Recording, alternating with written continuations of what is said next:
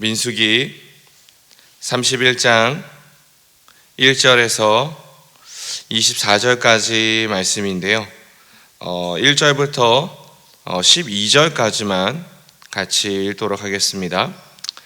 민수기 31장 1절에서 12절까지 우리 한 목소리로 봉독합니다. 야훼께서 모세에게 말씀하여 이르시되 이스라엘 자손의 원수를 미디안에게 갚으라. 그 후에 네가 네 조상에게로 돌아가리라. 모세가 백성에게 말하여 이르되 너와 함께 있는 사람들 가운데서 전쟁에 나갈 사람들을 무장시키고 미디안을 치러 보내어 야훼의 원수를 갚되 이스라엘 모든 지파에게 각 지파에서 1000명씩 전쟁에서 보낼지라 하매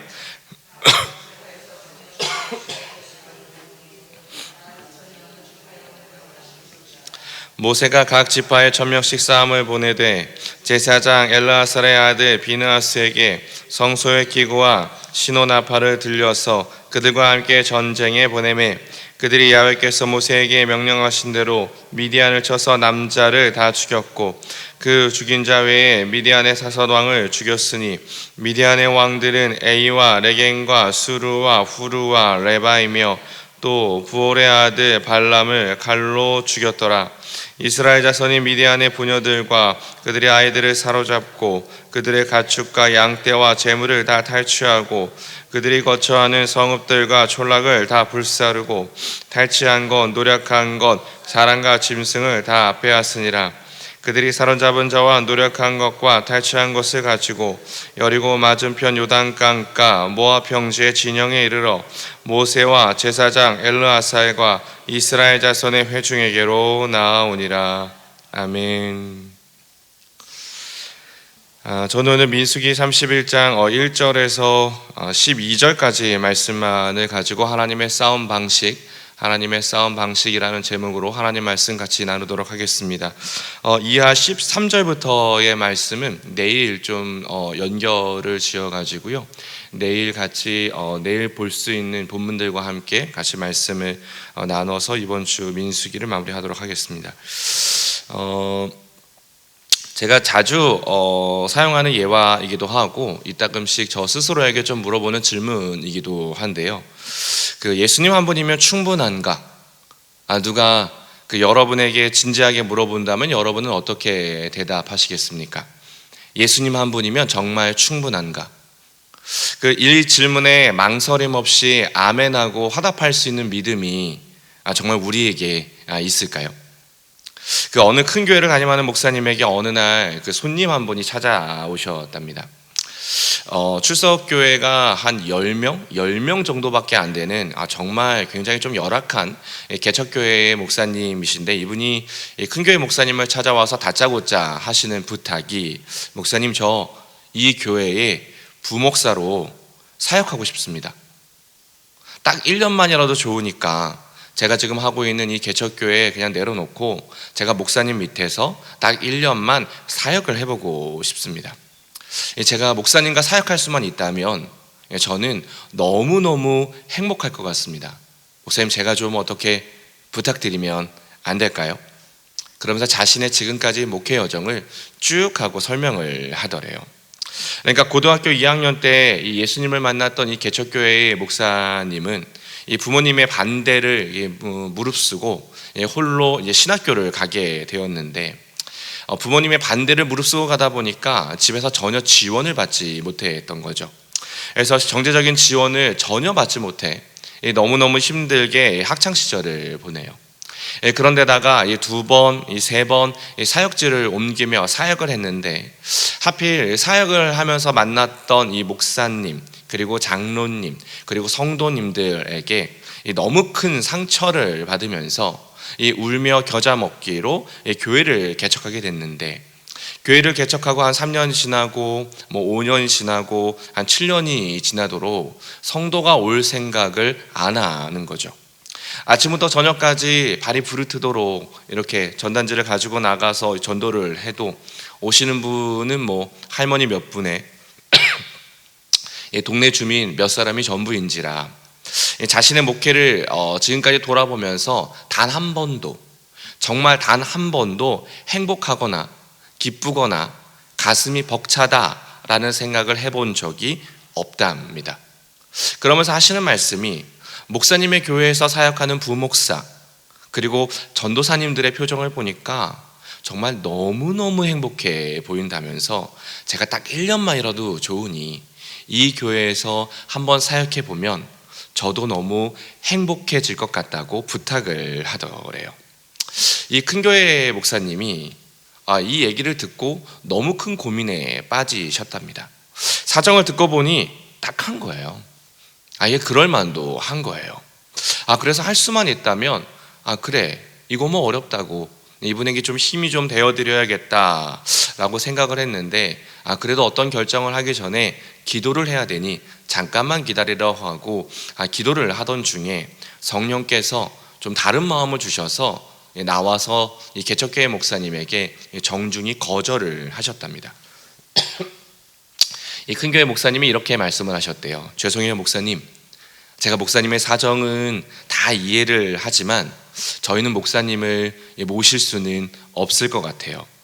말씀하시는 거 들어보니까 사역하시면서 단 한 번도 행복하다, 기쁘다 라는 마음을 누리지 못했다고 하셨는데 제가 한 가지만 여쭈어 볼게요. 우리 안에 누가 계시죠? 지금 목사님 안에, 목사님의 마음속에 예수님이 계시죠? 이 사실을 믿으시죠? 그러면 그분이 행복 아닌가요? 그분이 기쁨 아닐까요? 조금 너무 원론적이고 야박하고 답답하게 느껴지실 수 있는데 잘 생각해 보시면 어떨까요? 즉 예수님도, 목사님 안에 있는 예수님도 목사님을 행복하게 해드리지 못했는데 저희 교회가, 제가 어떻게 목사님을 행복하게 해드릴 수 있겠어요? 그랬더니 개척교회 목사님이 고개를 푹 숙인 채 엉엉 우시더래요. 자신의 믿음 없음을 위해서 그러면 기도를 좀 해달라고. 목회적인 성공, 상대적인 우월감, 남들에게 인정받고 싶은 그 마음이 사실은 자기 안에 너무 많았노라고 고백하면서 서로 끌어안고 펑펑 울고는 기도하고 보내드렸답니다.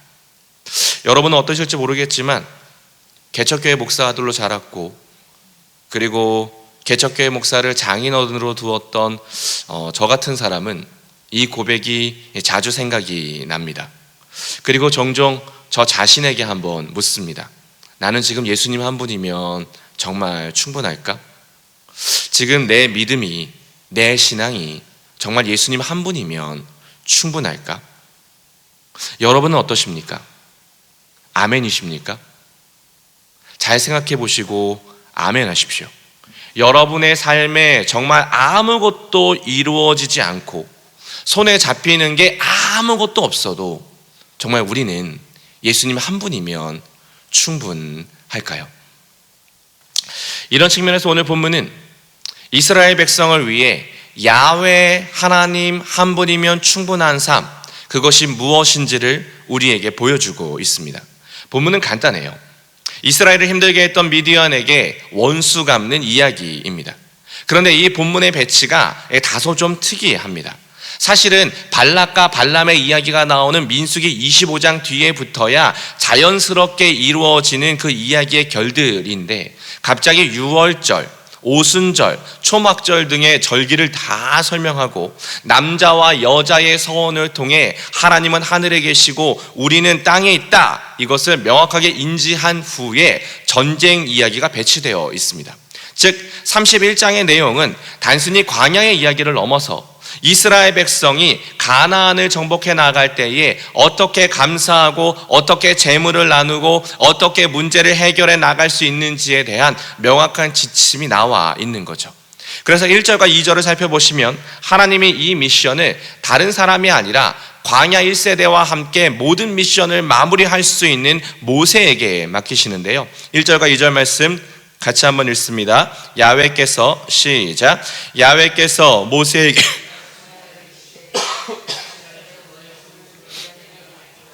그 후에 네가 네 조상에게 돌아가니라. 민수기 25장에서 살폈던 것처럼 이 모압과 미디안 여인들과의 음행으로 인해서 이스라엘 백성은 무려 2만 4천 명이나 징벌 받아서 연병으로 죽었습니다. 이 가데스 바네아에서 고라의 반란 때 죽은 사람이 1만 4,700명이니 2만 4천이 연병으로 인해 죽었다라고 하는 것은 역대 최고 인원, 하나님의 진노가 얼마나 컸는지를 상대적으로 보여주는 대목인 거죠. 왜? 하나님이 아닌 다른 신을 예배했기 때문입니다. 우리가 아는 바와 같이 그 당시 대부분의 이 가나안의 신들은 음란 행위를 어떤 제2의 방식으로 선택하고 있었습니다. 즉 미디안과 모압 여인들에게 홀딱 빠져서 성관계를 맺었다는 이스라엘 남자들의 단체적인 일탈은 단순히 정신줄을 놓아버린 것을 넘어서 가나안의 신인 이 바알 브롤과 이 결합했다라고 하는 것을 의미하는 것이기에 이들의 타락은 성적인 문란함을 넘어 신의 산에서 황금 송아지를 예비했던 우상 숭배와 같았던 거죠.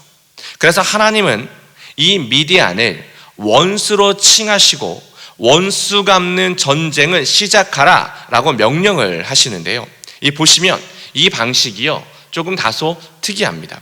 우리 3절에서 6절까지 말씀, 이게 어떻게 다른지 같이 읽습니다. 시작.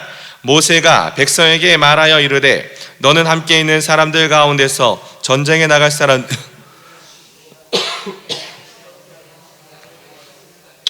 이스라엘 모든 지파에게 각 지파에서 1000명씩을 전쟁에 보낼지라 하매 각 지파에서 1000명씩 이스라엘 12,000명을 택하여 무장을 시킨지라. 모세가 각 지파에 1000명씩 싸움을 보내되 제사장 엘르아셀의 아들 비느하스에게 성소의 기구와 신호나팔을 들려서 그들과 함께 전쟁에 보내매. 이 싸움의 대상을 지정하신 하나님이 이 싸움의 방식도 말씀을 하시는데요, 먼저 각 지파에서 1000명씩을 선택하게 하십니다. 그리고 제사장 비느하스를 동행시켜서 성소의 기구와 나팔도 함께 내보내시는데, 이게 왜 굉장히 특이하냐? 민수기 26장에서 보셨던 것처럼 이 광야 40년이 지난 다음에 이 모세는 광야 2세대를 중심으로 대대적인 인구조사를 한번 실시를 했었습니다.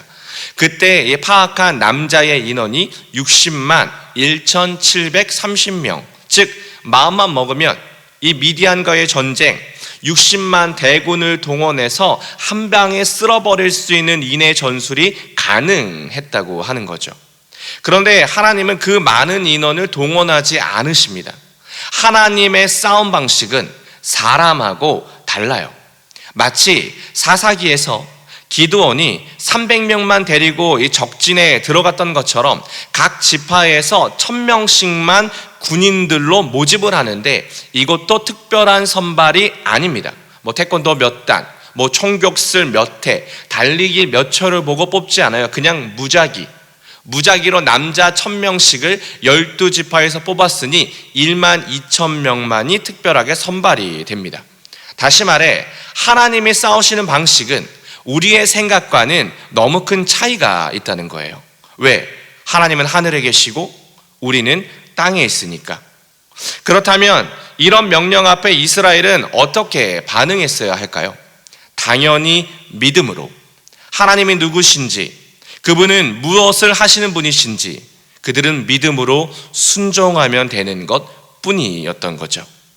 여러분, 이게 광야와 그리고 가나안 정복에 나와 있는 하나님의 싸움 방식입니다. 출애굽할 때도 그랬고, 홍해를 가를 때도 그랬고, 그리고 여리고를 무너뜨릴 때도 그랬고, 먼 훗날 다윗이 골리앗을 쓰러뜨리거나 예수님이 죄와 사망의 건세를 파쇄하기 위해서 십자가를 지시고 오실 때도 같은 공식, 하나님의 싸움 방식은 언제나 믿음과 순종이었습니다. 이유는 간단해요. 야훼 하나님만으로 충분한 삶, 설교 서두에 말씀드린 것처럼 예수님 한 분이면 충분한 삶, 그 삶을 연습시키고 그 삶이 라이프 스타일이 되어서 나 자신만을 위해 살아가며 나 자신만의 왕국을 세우는 가나안의 저 세상 문화를 정복해서 하나님의 나라, 하나님이 왕이시고 하나님이 주인 되신 나라를 세워서 야훼가 왕이시니 그분을 믿고 그분과 함께 그분께 돌아와 모든 열방이 하나님 앞에서 복을 받게 하기 위해 그 역할을 이스라엘이 감당하는 도구로 사용하고 이스라엘이 그 역할을 충족하게 충만하게 하는 그 삶을 살게 하기 위해 하나님이 지금 이스라엘을 훈련시키고 계신 거죠. 그러므로 여러분, 때때로 우리들의 고난과 우리 삶에 펼쳐지는 어떤 문제들은요, 어쩌면 그래서 이 시험의 연장선에 있을지도 모릅니다.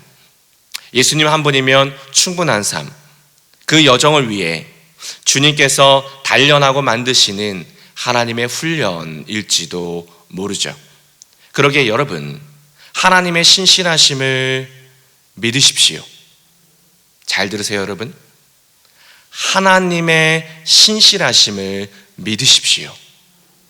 그리고 하나님의 싸움 방식을 신뢰하십시오. 내 생각과 내 지식과 내 인간적인 모든 경험이 하나님의 말씀과 다를지라도 하나님이 가라 하시면 기꺼이 나아가고 하나님이 뛰라 하시면 기꺼이 뛸 수 있는 믿음이 저와 여러분의 믿음, 그 삶이길 주님의 이름으로 축원드립니다. 기도하겠습니다. 사랑의 주님, 우리가 언제나 이 말씀을 기억하게 하여 주십시오. 그리고 이스라엘 백성들이 훈련받았던 그 여정도 기억하게 하여 주십시오. 그리고 예수께서 이 땅에 오셔서 우리에게 보여주신 그 놀라운 그 모습들도 다시 한번 살펴보게 하여 주십시오. 하나님의 싸움 방식은 세상의 방식과 다르며 하나님의 일하시는 방식은 우리의 생각과 다릅니다. 그래서 주님, 이 시간 우리에게 믿음이 필요하오니 신실하신 하나님을 믿는 믿음, 그 믿음을 우리에게 부어 주옵소서. 예수님의 이름으로 기도드렸습니다.